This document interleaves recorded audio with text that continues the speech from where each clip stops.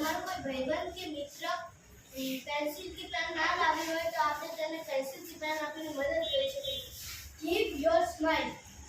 તમારું સ્મિત આપો. તમને કોઈ બોલાવે તો આપણે તેમને હસીને સ્માઇલ આપીએ. To care from mind. તમે જ્યાં હોય તો તમારી કાળજી લો.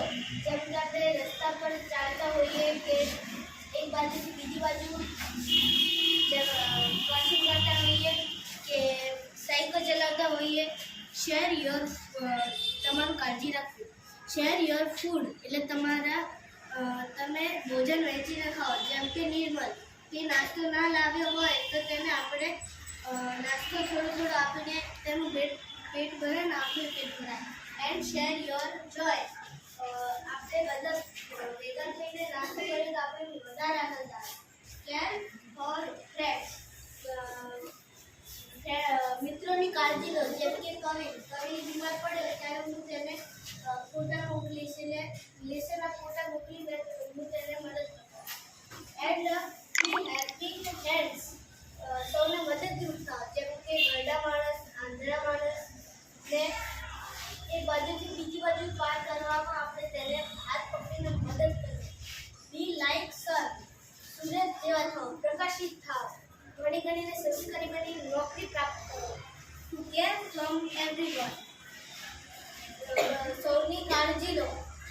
બધા મિત્રોની કાળજી લો. કેર લાઈક અર્થ. પૃથ્વીની સંભાળો.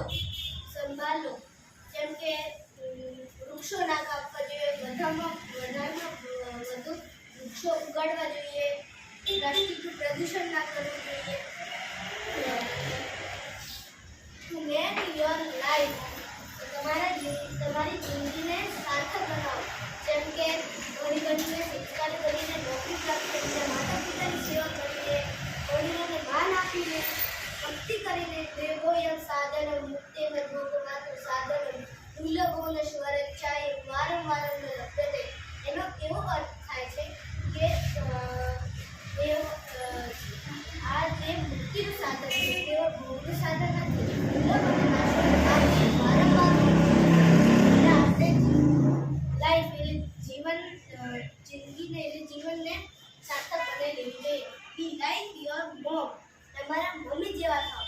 મમ્મીને વાસણ ધોવામાં, રસોઈ સાફ કરવામાં, કચરો વાળવામાં. And keep doing on.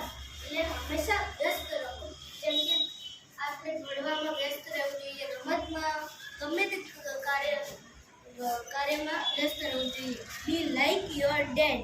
તમારા પપ્પા જેવા થાવ. જેમ કે આપણને શરદી ઉધરસ થઈ હોય તો આપણે પપ્પા હોસ્પિટલ લઈ જઈએ તેની કોઈ દવા કરાવે. આપણે સતત ચિંતા રહે છે પપ્પાને. Life always glad. હંમેશા રાજી રહો. એટલે હંમેશા રાજી રહેશો તો આપણું સ્વાસ્થ્ય એટલે શરીર